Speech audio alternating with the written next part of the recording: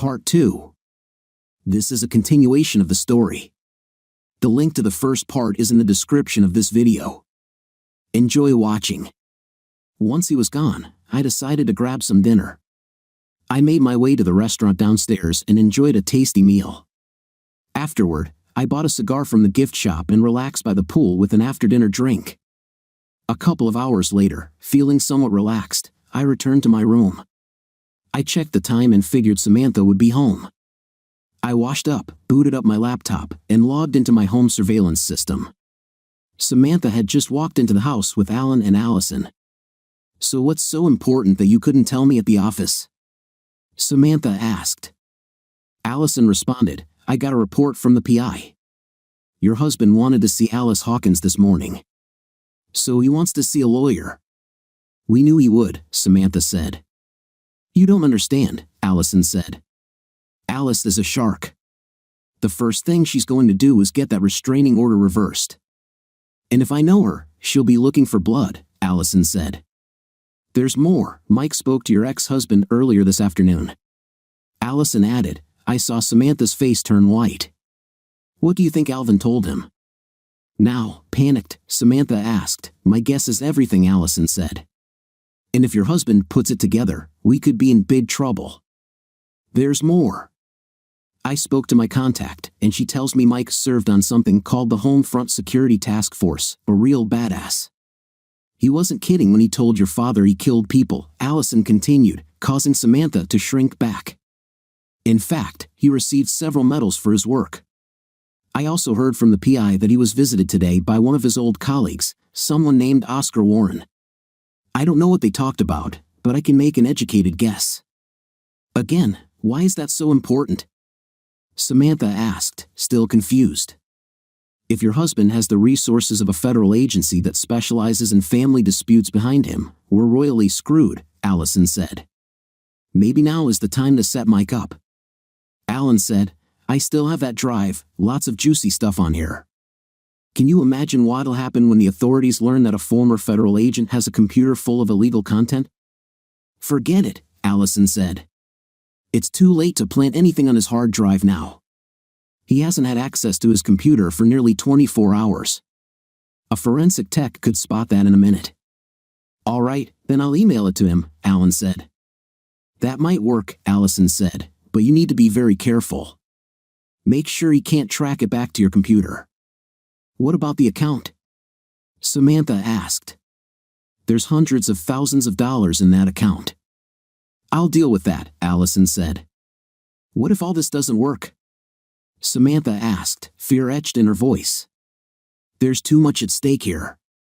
If this doesn't work, and if we can't bring Mike to heel, we'll have no choice but to make sure he has an accident, one he never wakes up from," Allison told her firmly. "Do you understand what I'm telling you?" Allison asked. Samantha slowly nodded her head, understanding the implication of Allison's statement. "And do you understand, Alan?" "Yeah, I get it," he told her. "I understood as well," the narrator said. The three of them intended to kill him if all else failed. The woman he had pledged his life and loved had just agreed to see him dead, all for the love of money. He wasn't about to lose this fight. He pulled out his phone and made his first call to Ryan Harper, an old friend of his in the FBI. "Special Agent Harper," Ryan answered. "Ryan, this is Mike Jacobs. How'd you like an exclusive?" "You crusty old doc, I was just thinking about you," Ryan said. "What's this exclusive you have for me?" "Conspiracy to commit murder and extortion for starters," Mike told him. "Oh yeah? Who's the victim?" "Me." "You sure of this?" Ryan asked, shocked. "Absolutely," Mike said. "I have them on video. You want me to send it to you?"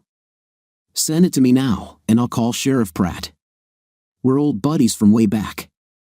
You have my email address, right?" "I have it in my contact list." "Thanks, Ryan." "I appreciate that," Mike said, preparing to send the video clip.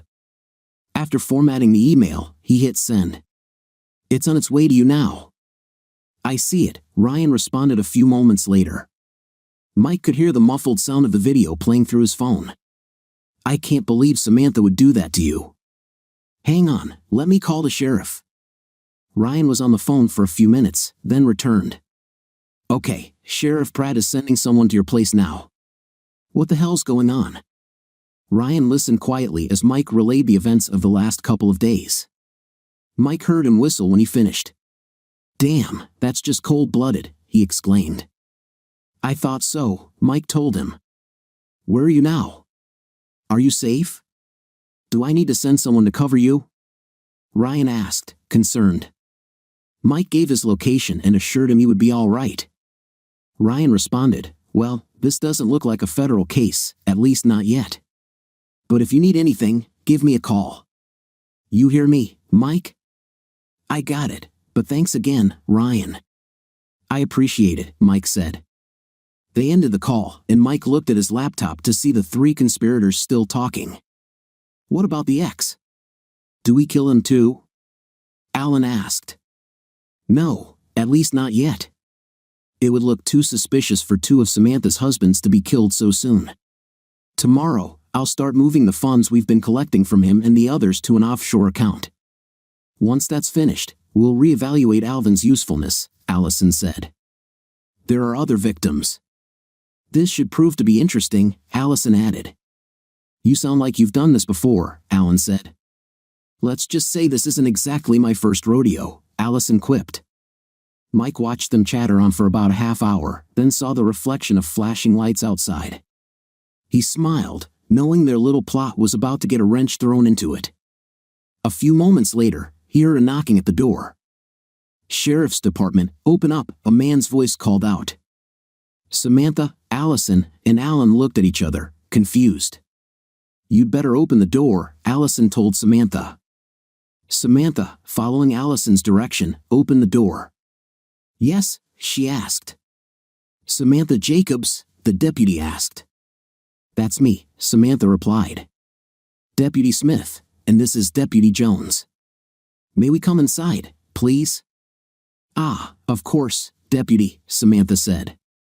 The two deputies, one male and one female, entered the front room. Alan Williams, Allison Cartwright, Deputy Smith said. The other two nodded in acknowledgement. We're here to take you three into custody. You're under arrest. Under arrest for what?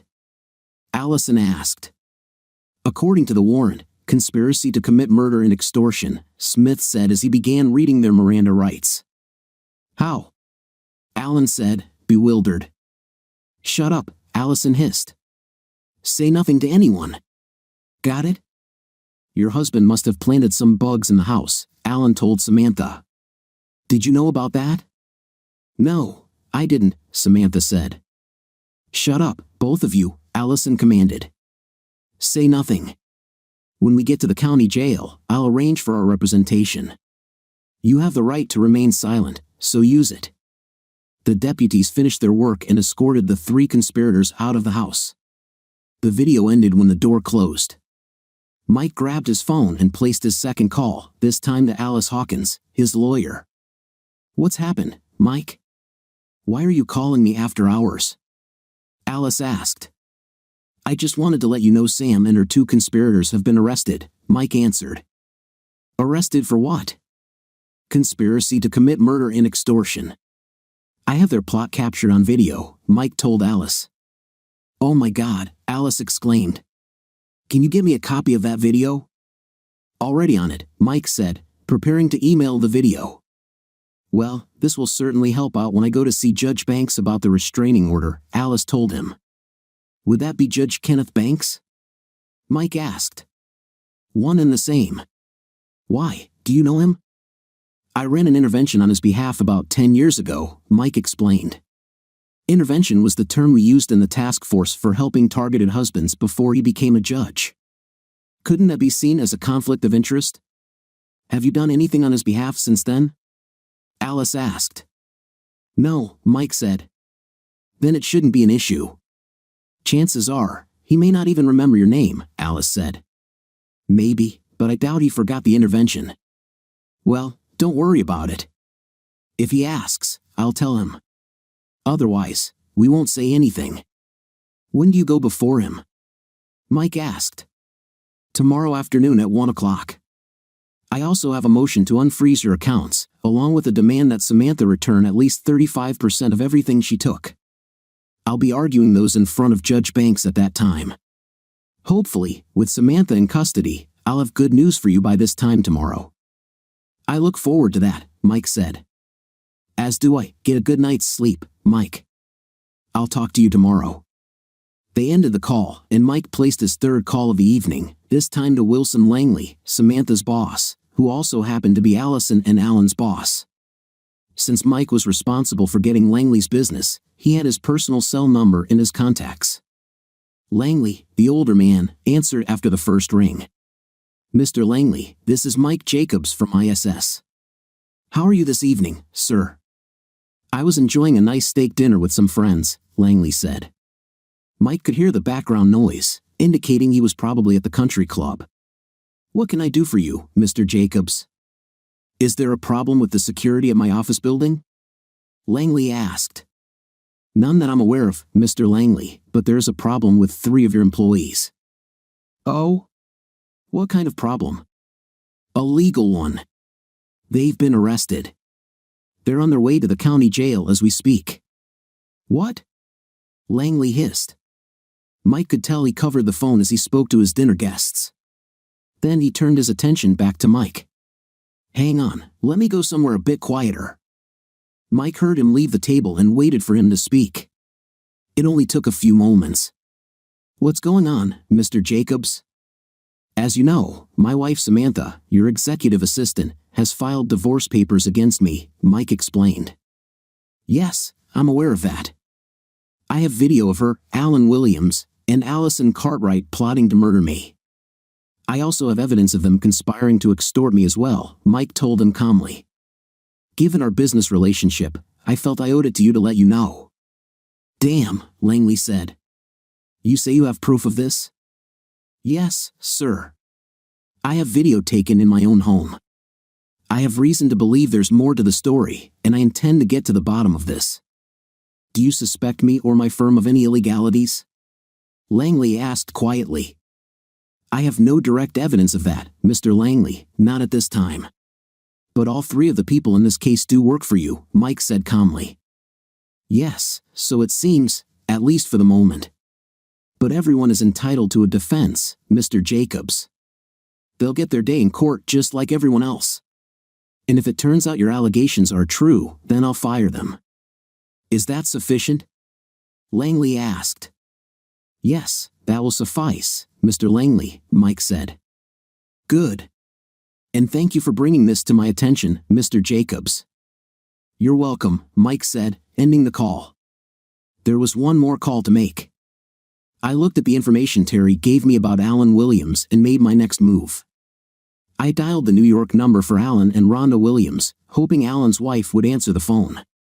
A woman's voice answered after 2 rings. Williams' residence. I'd like to speak with Rhonda Williams, please, I said. This is she, the woman replied. Mrs. Williams, my name is Mike Jacobs. I have some bad news regarding your husband Alan. I heard her sigh before speaking. What has my husband done now? She asked quietly. Your husband has been involved with my wife. I have concrete proof of their relationship, I told her. Damn him, Rhonda hissed. I warned him if this happened again, we were through. There's more, Mrs. Williams, I said. Please, call me Rhonda, she said. Yes, Rhonda. And please call me Mike. Your husband has also been arrested for conspiracy to commit murder and extortion. I have a feeling more charges will be forthcoming. He and his 2 conspirators are being taken to the county jail as we speak. Oh my God, Rhonda whispered sadly. I'm really very sorry about all this. It's not your fault, Rhonda. He made his choices, now he'll have to live with them.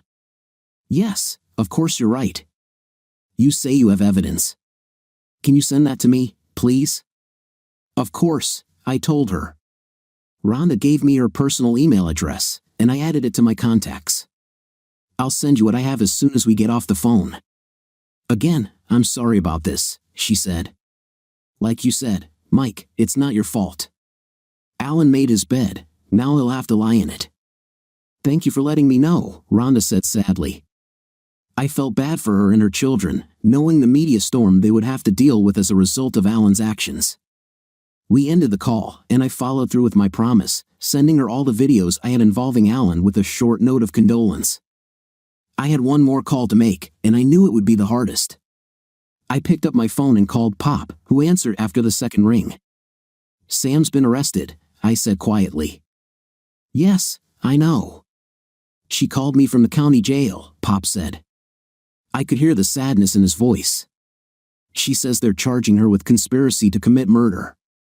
Is it true? I'm afraid it is, Pop, I responded. I have it on video. I can't believe she would go along with something like that, Pop sighed. She did, Pop.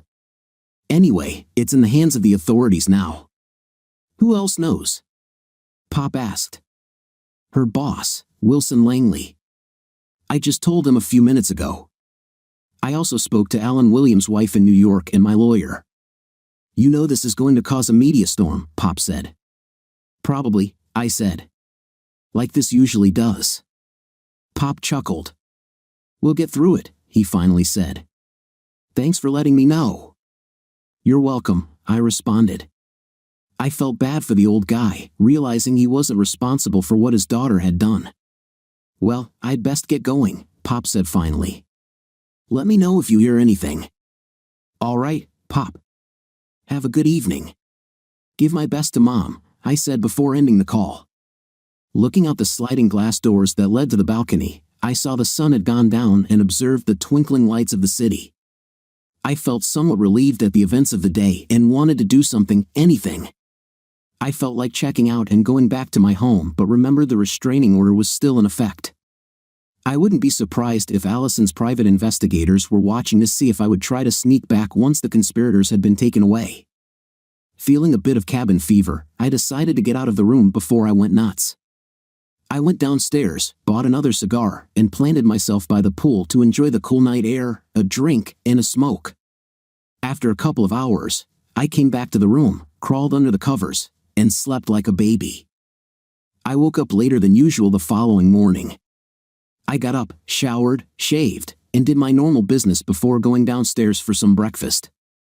I didn't have anything on my plate for the day other than waiting for news from Alice, so I took a nice leisurely stroll around the downtown area before going back to my room. The knock came after I had only been back a few moments. Not expecting anyone, I grabbed my pistol and peered through the peephole. I saw two men in cheap suits with badges on their belts. Who is it? I queried. Police Department, Mr. Jacobs. We'd like a word, please, a man responded. Hold your credentials up so I can see them, I demanded. They looked at each other, shrugged their shoulders, and held up their official police credentials. I recognized them as Detectives Johnson and Caraway. I had met Johnson a few years back at a fundraiser supporting widows and orphans of officers killed in the line of duty. I had never personally met Caraway but knew of his reputation. Deciding to take a chance that they were the real deal, I holstered my weapon. Just a second, I told them, cracking the door open. I surveyed the hall in both directions, then invited them inside. Just so you know, there is a loaded weapon in the room. It's holstered and has been rendered safe. We expected as much, Mr. Jacobs, one of the detectives said. We know you're a former federal agent, and we also know you have a permit to carry. We just have a few questions regarding your wife and a couple of her colleagues, Detective Johnson said. All right, come on in. Care for some coffee? I offered. Sure, black please, Detective Johnson said. Detective Caraway echoed his statement. I poured them each a cup of the hot black brew. They took a tentative sip before curling their lips in distaste. Damn, you call this coffee? Caraway asked. That's what it says on the package, I told him. Tastes fine to me. Yeah, you're a former Fed all right, Johnson quipped with a smile. I invited them to take a seat before sitting on the bed. So what can I do for the city's finest? I asked. We're here about the charges against your wife, Samantha Jacobs, her attorney Allison Cartwright, and her colleague Alan Williams, Johnson said. I figured that, I said half-jokingly. What do you want to know? We understand that Mrs. Jacobs has filed a petition for divorce against you, claiming adultery. She insists this is all a big misunderstanding and says you filed the report out of revenge, Carraway stated, looking at his notebook. I take it you haven't seen the video, I responded. Both of them looked at me, surprised. Apparently, they hadn't seen the video. I take it that's a no, am I right? I asked. We're not aware of any video, Johnson said. Well, take a look at this, gentlemen. I'd offer you some popcorn, but I'm fresh out at the moment, I joked. I pulled up the video on my laptop and showed it to the detectives. They watched, stunned, as the three conspirators discussed their plot to harm me if I didn't comply. They also noted Alan's intention to load my computer with something suspicious. Any idea what's on that little thumb drive Williams has? Johnson asked. Probably illegal material, I told him, since Williams had it on him when he was arrested. You can probably find it at the county jail with the rest of his belongings. We'll need to check it out, Carraway told Johnson, who agreed. Can you get us a copy of all the videos you have of them? Johnson asked. Sure, I replied. I'll give you a copy of everything I have, including the video of the conversation I had with Cartwright at Luigi's. Thanks, that would be a big help, Johnson said, handing me a thumb drive.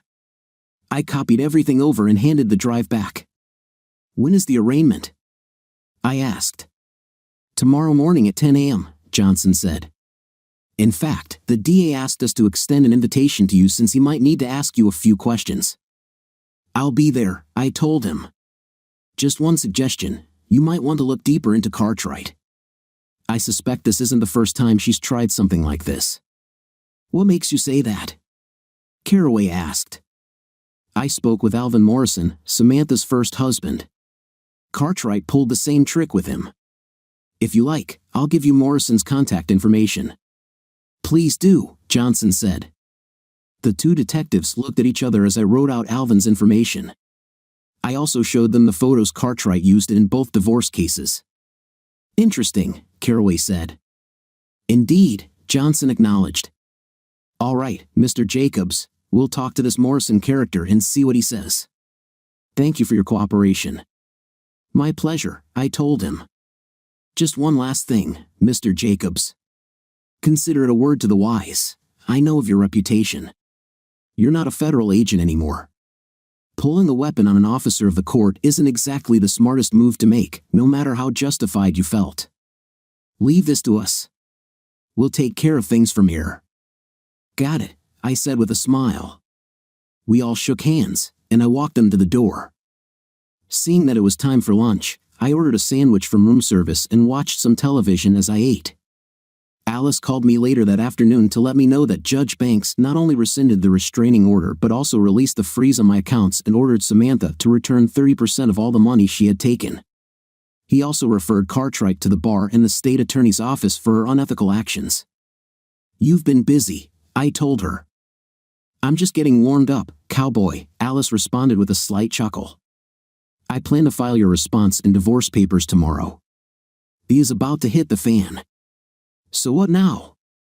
I asked. I'll take care of getting the funds from Samantha. You work on that checklist I gave you, Alice said. That should take you the rest of the afternoon. Plan on moving back into your house tomorrow morning. Actually, I'd like to move back in today, I said. I need to change the locks and get Samantha out of my house. I've been invited by the DA to Samantha's arraignment tomorrow morning. Are you going to be there? Not unless you need me there, Alice replied. If they release any of them on bail, you'll need a restraining order. From what I've heard, the DA is going to recommend they be held until their trial, Alice said. But there's no telling what the judge will do. All right, I'll be there just in case. Thanks, I said after ending the call with Alice. I called Pop. Hey, boy, how are things in your world? The older man asked in his usual salty manner. Doing better, Pop. Thanks for asking. Listen, the restraining order has been lifted, and I intend to be back at the house tonight.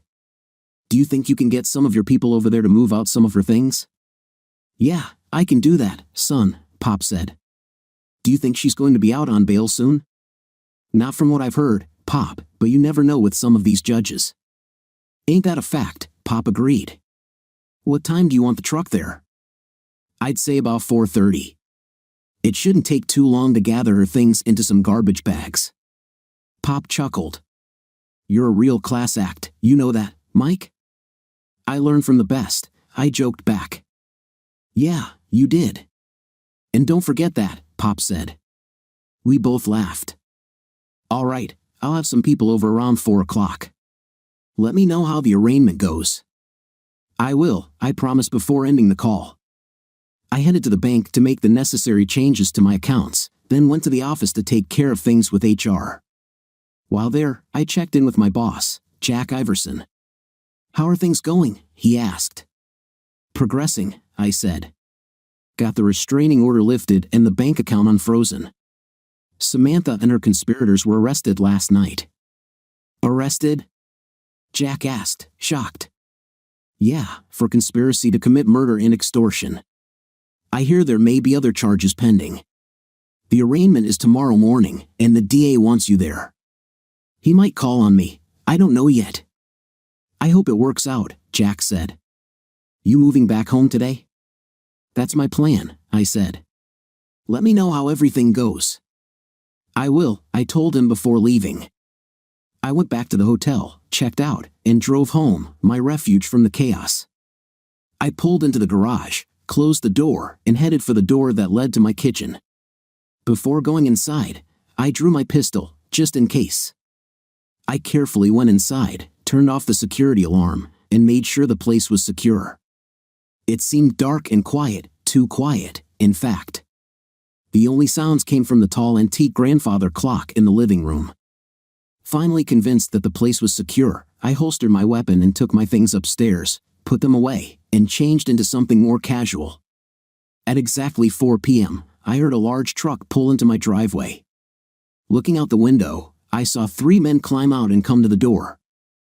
I let them inside, handed them a box of large 30-gallon plastic trash bags, and showed them to Samantha's closet. One of the men began putting her clothes into bags, another emptied her drawers and toiletries, while the third man and I went around the house to identify the furniture, pots, pans, dishes, and other items Samantha had brought from her condo. Once they were busy, I unlocked my office door and inspected everything inside. All seemed to be in good order, so I fired up the whole house stereo, enjoying the classic tunes that filled the house. I pulled out my phone and called a locksmith recommended by ISS. I realized it was late, so I offered to pay extra for his services. He reluctantly agreed and said he would be right over. The locksmith arrived a half hour later and went to work. A couple of hours later, the 3 men reported that they were finished. By then, the locksmith had changed all the locks on the doors and was on his way with a small tip. I went through the place with the 3 men to make sure everything was in order. What about the pictures on the wall? The lead asked, pointing at the various photos of Samantha and me.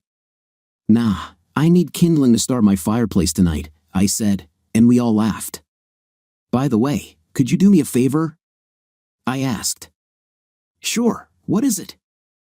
I was wondering if you could take the mattress off the bed in the master bedroom. What do you want us to do with it? The lead asked. Maybe toss it in the dump or burn it. I don't care. I'll sleep in the guest bedroom and order a new mattress tomorrow. There's no way I'm sleeping on the one Samantha used, I said. I understand, the lead said.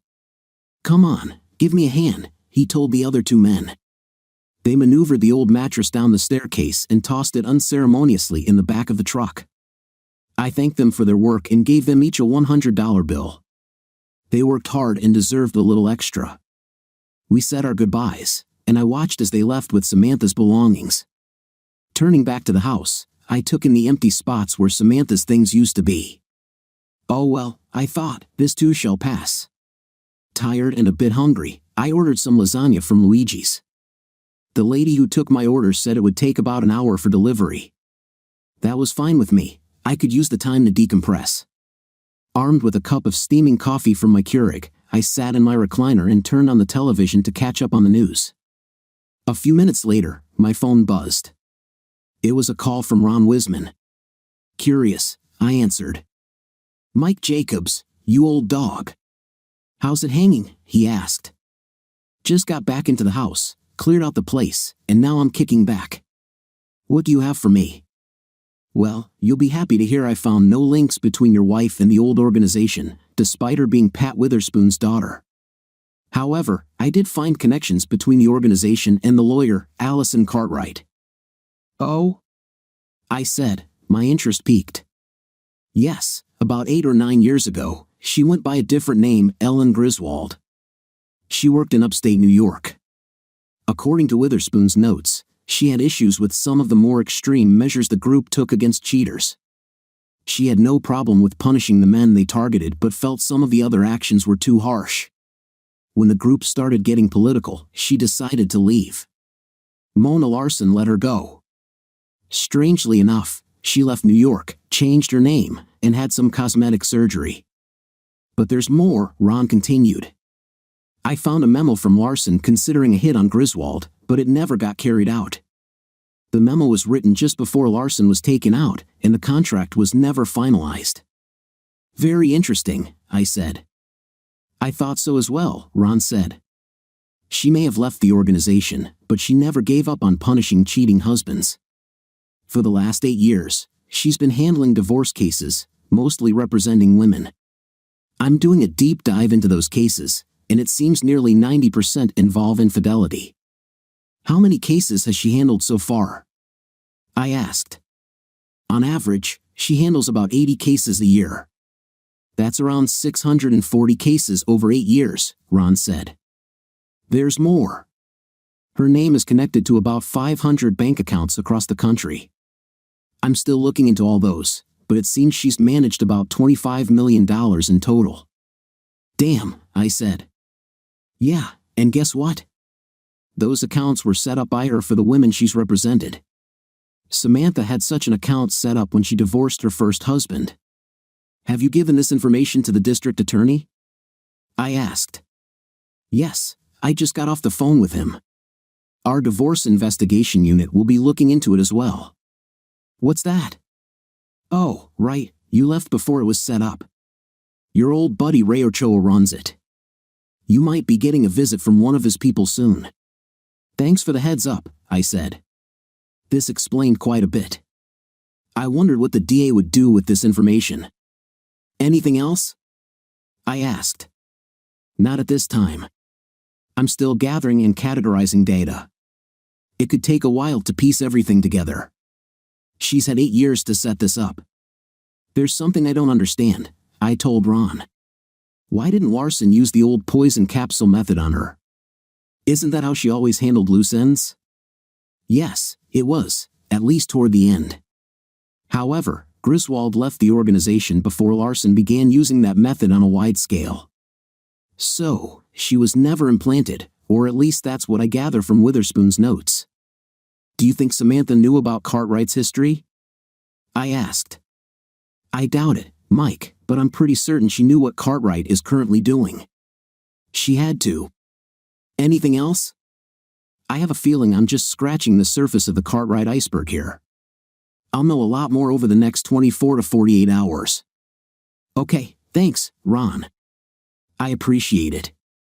How's everything with you and Amy, by the way?" "We're doing great, thanks for asking. Her knife-throwing skills are improving with every executive her company hires," Ron joked. "I'll bet they are," I quipped. "But on the upside, the number of complaints has tapered off to nearly nothing." We ended the call, and I turned back to the television. Before long, my dinner arrived, and I enjoyed my lasagna while watching an old John Wayne movie. I followed that up with a drink and a cigar. I suppose this is where guys in my situation might wax philosophical about life, love, and the meaning of the universe, which, as I recall from the old movie, is 42 or something like that. Yes, I'm sad and deeply hurt, but I'm not one for overindulgence. I'm more of a straightforward, fact-based person. So here are the facts. Samantha cheated on me and then tried to set me up as the bad guy, going so far as to team up with a lawyer with questionable ethics. She tried to steal my house and most of my assets based on fabricated evidence. To make matters worse, she followed Cartwright's idea of having me eliminated if I didn't comply with their scheme. I also learned that she had done this to another man and was successful in that case. I suppose Samantha thought she would succeed with me, but she made a huge mistake. I don't like to lose an argument. I could have done a background check before we got married, but when you're in love, you don't think of such things. Yes, I was in love with Samantha at one time. I trusted her, perhaps too much, but that's neither here nor there anymore. Samantha made a big mistake, and now she needs to face the consequences. I thought there was something of her birth mother in her after all. I remember telling Allison that they had declared war. The first part of my counteroffensive was complete, the restraining order was lifted, the freeze on my accounts was released, and I was back in my own home. Samantha had been removed from my personal space and was now in jail. I intended to do whatever I could to keep her there as long as possible, along with her co-conspirators. Tomorrow morning marked phase 2 of the counteroffensive.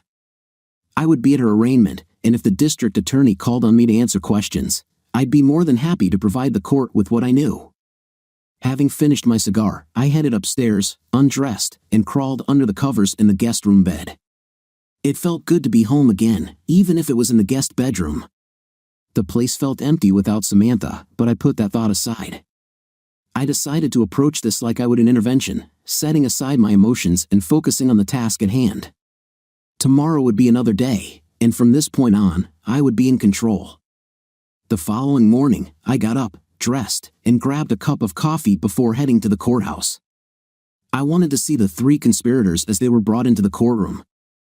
I was surprised to see Alice, my lawyer, show up in the courtroom. "How are you holding up, Mike?" she asked. "Better now that I'm back in my own house," I responded. "That's good to hear. I wanted to be here to support you just in case," Alice told me. "I appreciate that," I said with a smile. The double doors opened, and a line of orange-clad detainees was marched into the room. Allison, Samantha, and Alan were among them, and they didn't look too happy. Samantha's hair was a mess, and she had bags under her eyes. Allison didn't look much better. "All rise," a large uniformed bailiff commanded. We stood as the Honorable Wilfred T. Stone entered the courtroom in his long black robe, files under his arms. The judge nodded as he sat down, giving the bailiff his cue. "Be seated," he ordered. Judge Stone began at one end of the line, and I noticed he was quite stern with the detainees in front of him. It seemed the word bail was unfamiliar to him. Before he got to Samantha and her 3 accomplices, however, a sharply dressed man and a woman I hadn't seen in 10 years entered the courtroom and approached the district attorney. I recognized the man as U.S. Attorney Ronald Sharp, whom I had dealt with before in my service. The woman was Julie Bascom, who was stationed at the Denver office when I was on active duty. I had worked with her a few times and was quite impressed with how she had maintained herself over the years. While Ronald spoke with the district attorney, Julie made her way to me. I couldn't help but smile when she reached us and extended her hand. "Mike, it's good to see you again," Julie said with a smile. "I'm sorry for the circumstances." Special Agent Julie Bascom, she introduced herself to Alice, holding her credentials. "I'm with the Divorce Investigation Unit. Can we step out for a second?" "Sure," Alice said. We stood and left the courtroom before Judge Stone could order us out. I noticed that the district attorney didn't look pleased. "What's going on?" I asked Julie. "There have been some developments," Julie said. "As of now, the feds are taking over the case against Allison Cartwright, Alan Williams, and your wife. This is now a task force issue." "Not entirely," Julie continued. "The FBI and a few other agencies are involved, but we have a stake in this as well. Ron Wiseman found some disturbing things after you 2 spoke and handed them off to us. We took it from there. It turns out that Allison was running her own version of the old organization, and Samantha was helping her." "Damn," I said. "What's Williams' role in all this?" "He mostly arranged for the muscle to do the dirty work," Julie explained. "So what happens now?" Alice asked. "Federal marshals are prepared to take all 3 into custody. They'll be transported to D.C. while the federal grand jury examines the cases against them," Julie said. "What are they being charged with?" I asked. "A whole slew of charges: racketeering, extortion, money laundering, several conspiracy charges, including conspiracy to murder you, for starters. But the biggest charge is murder, Julie said. It seems Allison had some of her uncooperative targets eliminated, and from what we can tell, Samantha knew all about it. Overall, it's a pretty complex case. What about Williams? I asked. Evidence indicates he arranged for the accidents that led to 2 deaths, Julie stated. There might be a 3rd victim connected to him. The U.S. attorney is seeking the death penalty for all 3. Do you think it might be possible to see Mrs. Jacobs before they're taken away? Alice asked. I have some divorce papers to give her. I'll see what I can do, Julie said before looking at me. I don't have to report back to Fort Apache for a couple of days. Mike, do you think we could maybe get together sometime? I understood the hint. We had connected a few times before and shared a mutual attraction, though the task force had strict rules against field agents dating. As a matter of fact, I believe I owe you a dinner, I said. That's right you do, Julie replied with a slight smile. How about tonight? Luigi's makes a killer lasagna. You still remember how much I love lasagna after all these years, she said. Of course, I told her. Julie smiled as she wrote something on the back of a business card and handed it to me. Here's my personal cell and my current location. How does 6:30 p.m. sound? She asked. I'll be there, I said, pocketing the card. Well, I guess we better get back inside, Alice said. We returned to the courtroom and saw Ron, the district attorney, and the lawyer for the 3 conspirators in discussion with the judge. We took our seats, and Julie approached the federal marshals, engaging them in quiet conversation. I saw them look at each other, shrug, and nod. I just spoke to the marshals, Julie whispered. They said you can meet with Julie for a few minutes before they take them away. Thank you, I said. Judge Stone then pounded his gavel and spoke. Detainees Jacobs, Cartwright, and Williams, you are hereby ordered to surrender to federal marshals who will transport you to Washington, D.C., where you will be detained until a federal grand jury completes its investigation. He nodded at the bailiff, who unshackled the 3 conspirators. The 2 marshals immediately cuffed them and led them away. Julie stood up, and Alice and I followed, meeting the marshals outside a small room behind the courtroom. 5 minutes, one of the marshals said. Allison and Alan looked down at the floor, hands cuffed behind their backs. That's all we need, Alice said. Thank you. We went inside the room and found Samantha sitting at a table, her hands cuffed to a metal bar. One of her colleagues from Hempstead sat next to her.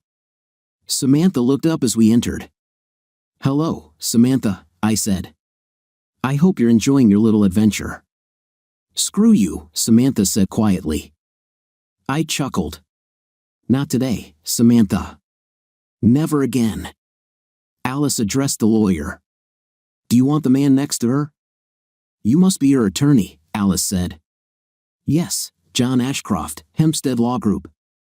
Well, Mr. Ashcroft, I'm Alice Hawkins, Mr. Jacobs' attorney, and I'm here to serve divorce papers on your client.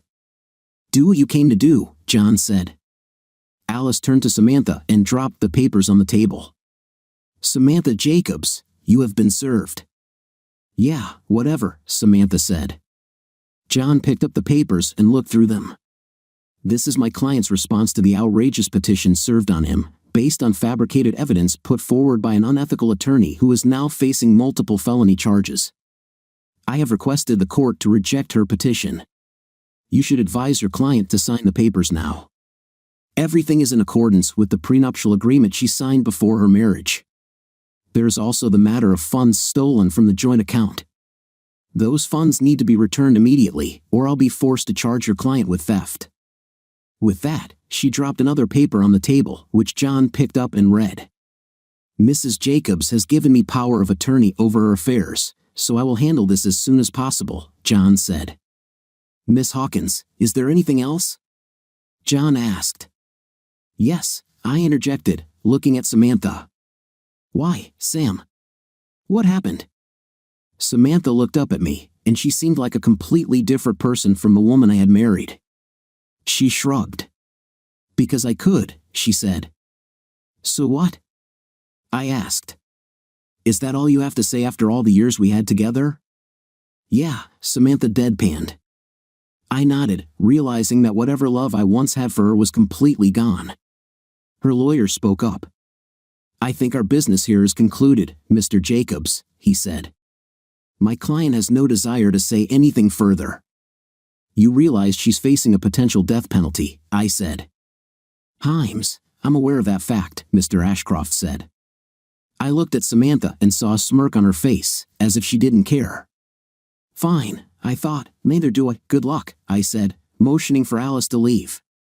We went back into the hallway and came face to face with Allison, who also had a smirk. What's so funny? I asked her. She snorted before speaking. Just wait, Jacobs. There's a new way coming, and when the sisterhood takes power, there'll be no room for dinosaurs like you. I glanced at Julie, who had picked up on Allison's comment. Well, from where I stand, it looks like there will be no room for you either. Like I told you before, I don't like to lose an argument, I shot back. The door to the room opened, and Samantha returned with her attorney and the other marshal. John handed the divorce papers to Alice. They're signed, he said quietly. The marshal witnessed her signature, and I had the papers notarized. File them and get me a copy if you would, please. Consider it done, Alice said as she reviewed the paperwork. She put the package in her case, and we went our separate ways. Alice filed the paperwork, and Julie returned to the courtroom to meet with Ron, reminding me of our dinner date. I left the courthouse and stopped to grab a burger. After my meal, I visited a mattress store and ordered a new adjustable mattress. Once home, I called Pop to let him know what had happened. What's going to happen to her? My father-in-law asked, sadness evident in his voice. Despite what Samantha had done, I liked and respected him, and he deserved to know the truth. I was concerned it might be too much for him to handle. It's all right, I can handle it, I said. The U.S. attorney wants the death penalty. I heard Pop sniffle as he fought to control his emotions. Do you think they'll get it? He asked, his voice shaking. I don't know. I haven't seen the evidence, but from what I've been told, it doesn't look good for any of them. She's my only child, you know, Pop said quietly. I know. Does she have a good attorney? The feds can be pretty tough, I said. I think her firm has that covered, I told him. Tell me something honestly, is this what you want for her? Honestly, I just want her out of my life and to pay for her crimes, but I don't want her dead, I said. Thank you for that, Pop said. What are you going to do? I plan to move on. I'll probably be called to testify. Of course, I'll tell the truth and let the chips fall where they may. From what I've seen, Samantha has a lot to answer for. That will be up to the jury. I understand, Pop said. We talked for a while, ending the call on a somewhat happier note. To be honest, I wanted my ex-wife to live. Her death would be an escape. After that, I called Luigi and reserved a table for two for the night. I wasn't sure what to expect from my date with Julie. We had connected years ago when I was a federal agent, but nothing physical came from it due to task force regulations. I wondered what she would be like now. When I arrived at Julie's hotel, I called to let her know I was on my way to her room. I was surprised when she opened the door. Julie's long, wavy hair cascaded over her shoulders, and she wore a short black dress that accentuated her curves. This was the first time I'd seen her in something other than a dark pantsuit, and I was stunned by her beauty. Cat got your tongue, Mike? Julie asked with a mischievous smile. You're absolutely gorgeous, I stammered, feeling like a giddy teenager on a first date. Thank you, Julie replied. And I must say, you clean up rather nicely yourself. I offered her my right arm, as I needed the left for my cane. She accepted, and we walked to my car. Being the gentleman I am, I even held the car door open for her. This is a very nice car, Mike, Julie said as we got in. Thank you. It's one of the perks of being an executive, I said. Wait until you hear the sound system. You still like Jethro Tull? Julie asked. Do you even have to ask? I responded. I fired up the system, and the sounds of Thick as a Brick filled the car. Yeah, it's one of my all-time favorites, Julie said. You certainly know the way to my heart. I knew you liked Tull. There's much more where that came from, I told her as I drove out of the parking lot. We arrived at Luigi's, and I happily escorted Julie through the door. "Table for two, Jacobs," I told the hostess. "Right this way, please," she said with a smile, confirming my reservation. We followed her to our table, and I was pleased to see it wasn't the same table where Samantha's lawyer had ambushed me recently. I could see the envious stares from the men in the restaurant as Julie and I walked in, our arms linked. I thought Julie was the most striking woman in the room that evening. I held her chair for her and then took my seat, leaning my cane against the wall beside me. A waitress came by with 2 glasses of water and took our orders. "You seem to get around pretty well, even with that cane," Julie remarked after the waitress left. "Thank you. I've had a lot of practice over the years," I said. "Does it still bother you?" "I know they did a lot of work on that leg." "Sometimes. If it gets really cold outside or starts raining, I still can't put all my weight on that knee," I admitted. I appreciated Julie's concern but wanted to shift the focus. "How have you been? You were in Denver the last time I saw you." "Yes, I was. I got transferred to the Seattle office, stayed there about 3 years, then moved to Miami. That was a wild assignment. After that, I joined the DIU, and that's where I've been ever since," Julie explained. "How do you like working for Ray?" I asked. I had known Ray OOA for a long time and always thought highly of him. "I love working with Ray," Julie said enthusiastically. "I especially like that he's not a micromanager. I worked with someone like that once, and it really frustrated me." I chuckled. "I know what you mean. So, what's the deal with this DIU? I don't recall anything like that from my time in the service." DIU stands for Divorce Investigation Unit, Julie explained. "It's a relatively new setup, created after the incident with President Pierce. We investigate extreme claims of spousal abuse and infidelity to see if there's any evidence of involvement from MMAS holdovers or copycats." "Must keep you pretty busy," I observed. "Unfortunately, it does. A lot busier than I'd like," Julie said. "Just curious, how many of your cases end up with positive results?" "Not many. On average, about 2%, she said. "Still, that's more than we'd like to see.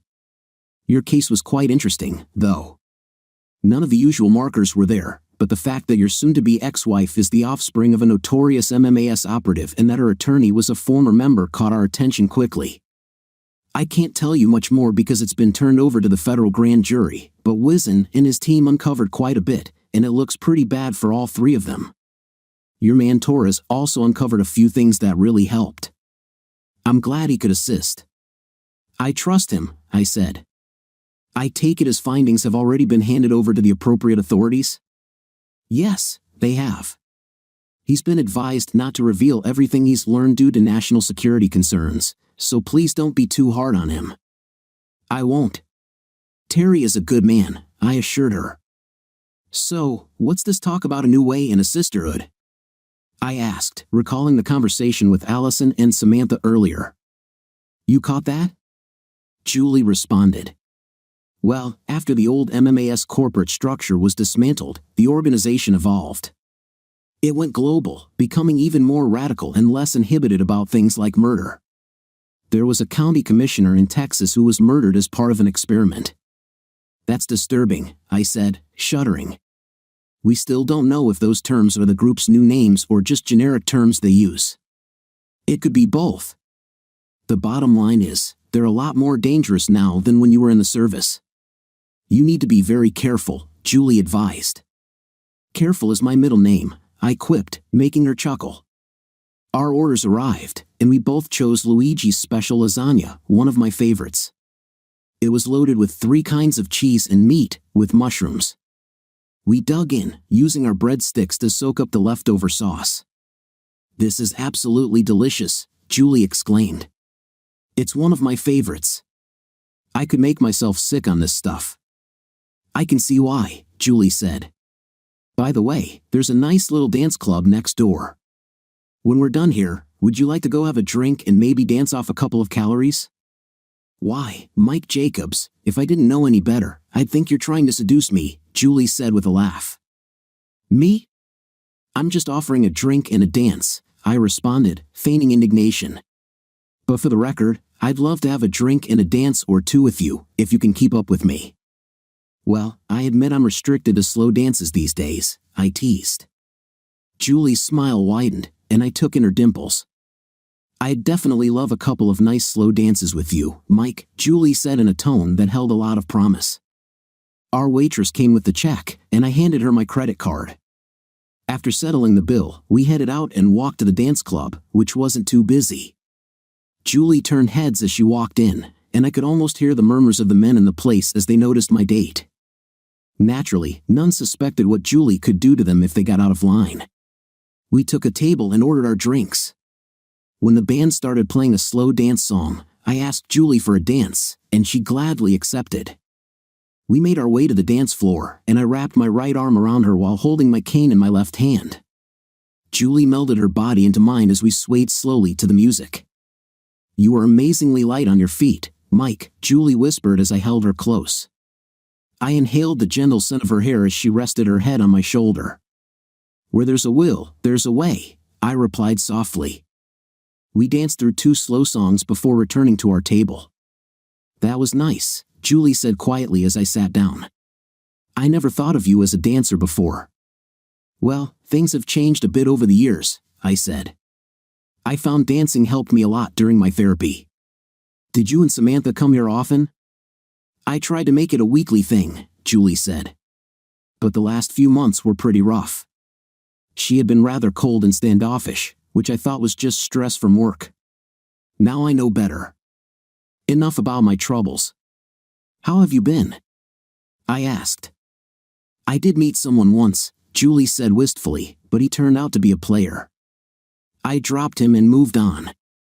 I'm sorry to hear that, I said. Don't be, Julie replied. I'm just glad I found out before it was too late. So what are your plans now?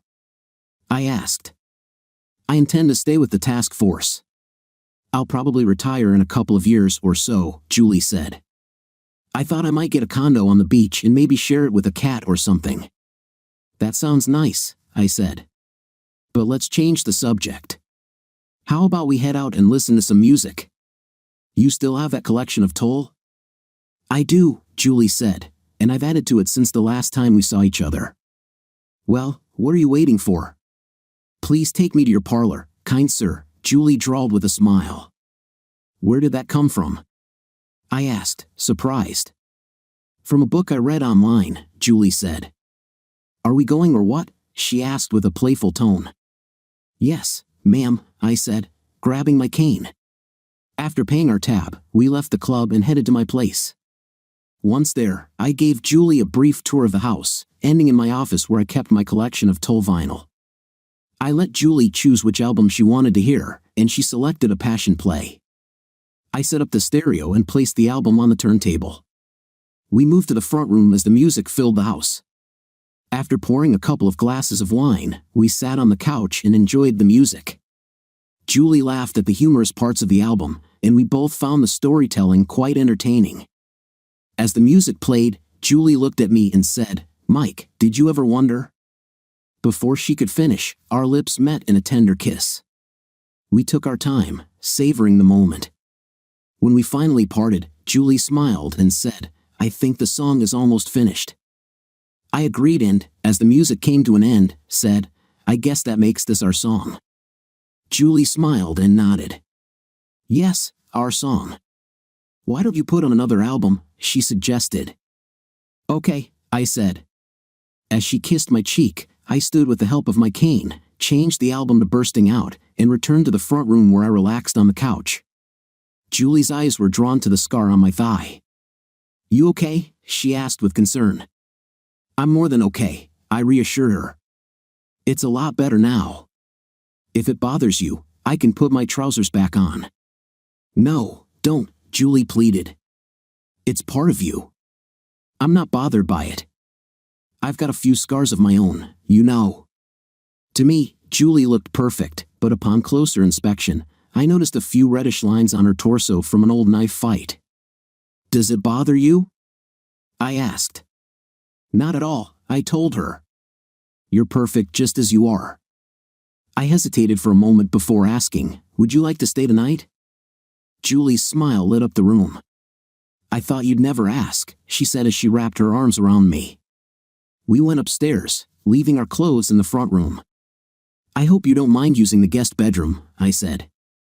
"I have a new mattress coming for the master bedroom." "That explains the box springs," Julie remarked with a laugh. "I thought maybe you had some kind of weird fetish or something." We both laughed and climbed into the guest bed, snuggling comfortably. I really enjoyed our time together. "You have no idea how long I've wanted to do that with you," Julie said softly. "Really? I'm glad you enjoyed it," I replied. "I did too. I never wanted it to end." Julie smiled and kissed me gently before we fell asleep in each other's arms. The next morning, I woke to the smell of bacon. After getting dressed, I went downstairs to find Julie in the kitchen, wearing one of my long-sleeve shirts. "Good morning, sleepyhead," she said with a smile, handing me a cup of coffee. "Breakfast is almost ready." "You're going to spoil me," I said, giving her a kiss. "Isn't that the idea?" she responded with a grin. She served us eggs, bacon, and toast.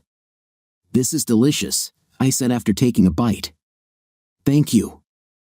"It's kind of hard to mess up eggs," Julie said with a laugh. "Maybe," I agreed, "or maybe it's the fact that you cooked them for me." "Thank you for last night," Julie said, her voice tinged with a hint of sadness. "I really needed that." "I think we both did," I told her. "That was the best night I've had in a long time." "I'm glad you enjoyed it," Julie said. "I felt a connection last night that I haven't felt in a long time." "I agree," Julie said. "I want you to know that I don't usually spend the night like we did. I've been attracted to you for a long time." "And I've been attracted to you as well," I said. "Is there a but coming?" "I don't want to be a rebound relationship," Julie said. "You're just starting your divorce. I've seen what divorce does to people. It's not pretty, but I'll be here for you whenever you need me." "Thank you," I said, trying to keep my tone neutral. "Why don't we take it slow? I'd like to see you on the weekends, and if you need to talk, call me anytime. There's no need to rush." "I'll definitely take you up on that," Julie said with a smile. "I don't have a boyfriend elsewhere, by the way." "I'm glad to hear that," I said. "You're welcome here anytime. I know I might have to work some weekends, though." "Oh yes, I know," Julie said with a chuckle. "Been there, done that." I smiled as I watched her gather her clothes from the living room. After she got dressed, we shared a final kiss and hug before she headed upstairs to get ready to leave. When she came back downstairs, she was dressed and ready to go. We drove to her hotel, where she gave me another sweet kiss full of promise. "What do you want for dinner tonight?" I asked. "Surprise me," Julie said with a smile. "I have to fly back to Apache tomorrow morning. Think you can stand to have me around one more night?" Julie asked. "I think I can manage that," I said, laughing. "I'll just have to tell my other girlfriends I have a date." Julie playfully slapped my arm. "Yeah, right." Before she left, I handed her a key to the house and a card with the security code for the alarm.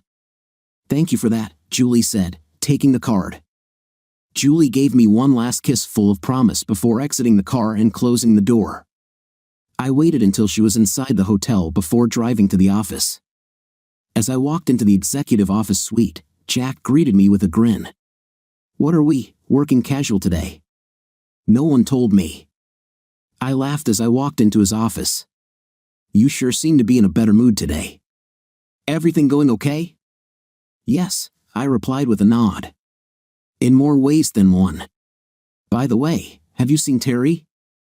"I need to talk to him." "I haven't seen him, but I'm sure he's around here somewhere," Jack said. "I'll give him a call." "How did the arraignment go?" "Better than I hoped," I said. "Samantha and her co-conspirators are now in federal custody and on their way to Washington. They're being investigated by a federal grand jury." "Interesting," Jack said. "So, are you back for good now?" "I think so. I do have a date tonight, though." "A date?" "You sure do move fast," Jack said with a smile. "Who is she?" Her name is Julie Bockham. We were in the service together. She's retiring in a couple of years or so. Well, enjoy your date then. Don't do anything I wouldn't do, Jack joked. Yeah, right, I said, laughing before heading to my office. When I arrived at my office, I called Terry. Hey, boss. I was just about to come see you. Everything all right? Yeah, I just wanted to get your final report, I said. I'll be there in about 5 minutes, Terry said before ending the call. True to his word, Terry arrived a few minutes later with a thick folder. Wow, you've been busy, I said as I took the folder from him. I assume you've sent a copy of this to the feds and Miss Hawkins? Yes, Terry confirmed.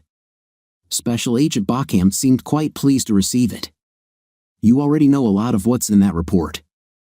I've included details on Williams and Morrison's divorce from Samantha. It wasn't pretty. Did you forward a copy to Williams' wife in New York? I asked. Not yet, but I will if you want. Please do, I instructed. Consider it done, Terry said. Regarding the photos, my audio-video guy believes they're printouts from digital images that have been photoshopped. We can't say much more without seeing the original files. That makes sense, I said. Anyway, it's all there, everything I could dig up in just a couple of days. Hope it helps. It does, Terry said. Nice work. Thanks, I owe you big time. My pleasure, boss, Terry replied with a smile. I'll get back to it. Let me know if you need anything else. Will do, I said. We shook hands, and I watched as he left the office. I spent the next couple of hours reviewing the report and reflecting on my relationship with Samantha. It felt like it was all academic now that the grand jury had it. I finished my work and decided it was time for lunch. While out, I planned the evening meal for Julie and decided to grill steaks instead of going to the new steakhouse. After returning to the office and checking in with Jack, I asked, if you don't mind, I'd like to head out a bit early. I need to stop at the store on my way home. Sure, Mike. We've got everything under control here, Jack said. Thanks, Jack, I said, giving him a wave as I left. I stopped at the store to pick up steaks, potatoes, and a bottle of wine, then headed home. While preparing the meat, my phone buzzed. It was Julie. Hey, man, she said. It had been a while since I heard that, and I smiled. Hey yourself, I responded. How's your day going? Interesting, Julie said. I called to see what you had in mind for dinner. I'm grilling steaks and baking potatoes with green beans, I said. How does that sound? Sounds perfect, Julie replied. I love a home-grilled steak. Your wish is my command, I said with a grin. Any news? Julie asked. I'll tell you when I see you tonight, I said. I'm looking forward to it. I just have to pack up and check out of the hotel. Of course, Julie said. I'll see you soon. We said our goodbyes, and I returned to my preparations, humming along to a favorite tune. When the doorbell rang, I answered it to find Julie with an overnight bag. You know, you don't need to ring the doorbell, I said as I invited her inside. I appreciate that, Julie said with a smile. I can already smell the barbecue. How do you like your steak? Rare, I replied. So rare that it practically moves. A woman after my own heart, I quipped. Let me put this stuff upstairs and I'll be right back. Julie smiled. I've got it, but thanks for offering. She went upstairs as I headed outside to put the food on the grill and open the wine. When Julie returned downstairs, she put her arm around my waist and gave me a friendly kiss on the cheek. It was a warm gesture that made me feel appreciated. The food was ready, so I grabbed plates and served the steaks and potatoes. We added green beans and topped the potatoes with butter and sour cream. This smells delicious, Mike, Julie said as she took in the aroma. I hope you like it, I told her. It's been a while since I grilled anything, but I'm sure it'll be good. It's been a long time since I had a meal like this, Julie said. Next time, I'll take over the kitchen. You're on, I agreed. Julie took her first bite of steak, closing her eyes as she savored the flavor. This is perfect, Mike. Thank you. We enjoyed our meal and chatted casually. After we finished, Julie insisted on cleaning up the dishes, and I let her. We then retired to the front room with glasses of wine. So, anything interesting happened today? I asked as we settled on the couch. Yes, actually, Julie said. We went over the evidence from Cartwright's house. The FBI executed a search warrant and found quite a lot. They discovered digital files Cartwright used to create the photos. She had used the same base photos against hundreds of men over the years. Damn, I said. You can say that again, Julie agreed. We also found information on all the accounts Cartwright has access to. The funds in those accounts have been frozen. We're talking millions, more than we originally thought. It turns out she's been running this scam for years, with Samantha's help. We also found evidence linking Cartwright and Williams to at least 3 murders, in addition to their conspiracy against you. Sounds like they'll be going to prison for a long time, I said. If Ron has his way, all 3 of them will face severe consequences, Julie said. We just have to wait for the grand jury's decision, which could take months or even years. There will likely be a judicial review of every divorce Cartwright worked on, and I expect a lot of lawsuits to be filed. Your attorney, Alice, is already preparing for that. I'm sure she is, I said with a chuckle. It's going to be a significant legal battle. I'd be surprised if Hempstead survives the fallout. Julie nodded. You've got a lot of work ahead of you for the next couple of years. Ray has put me on point, so I'll be here or at Fort Apache. I might need to go to Washington now and then, but at least you won't have to worry about where to stay when you come here. Julie smiled and wrapped her arms around my neck. I just hope you don't get tired of having me around. I could never get tired of that, I said. We enjoyed another glass of wine and spent a comfortable evening together. My divorce proceeded smoothly as expected, and Alice filed numerous lawsuits. By the end, over 600 men, including Alvin, received substantial settlements. Alice took a reduced percentage, still walking away with enough to retire comfortably. Despite the scandal in judicial reviews, Hempstead managed to survive. The federal investigation took 26 months to complete. In the end, a grand jury indicted Samantha, Alice, and Alan on multiple charges, including premeditated first-degree murder. Ron, the U.S. attorney, sought the death penalty for all 3. Julie spent those months commuting between Fort Apache, Washington, D.C., and my home. It was wonderful having her with me, and our relationship deepened. A few days before Samantha's sentencing hearing, I proposed to Julie. I thought you'd never ask, Julie said with a smile as I slipped the engagement ring onto her finger. We celebrated with a special evening together. Julie's father was pleased with our decision and was honored when Julie asked him to walk her down the aisle. Samantha took a plea deal, agreeing to testify against her co-conspirators in exchange for a life sentence. I saw Samantha twice after she was taken to Washington. The first time was during the trial when I was called to testify. Samantha sat with her head down as I answered the questions. The second time was at the sentencing hearing, where Pop and Julie joined me. Samantha looked markedly different. Her once full and voluminous hair was now disheveled with streaks of gray, and her face was lined with deep wrinkles. When she glanced at me after the sentence was announced, I saw a flicker of bitterness in her eyes. "Happy now?" she asked. "Actually, I've never been happier," I replied, glancing at Julie, who was by my side. Samantha looked away, a tear forming in her eye. Allison, sitting beside her, appeared equally worn and tired. With a sense of closure, I turned and walked away, ready to start a new chapter in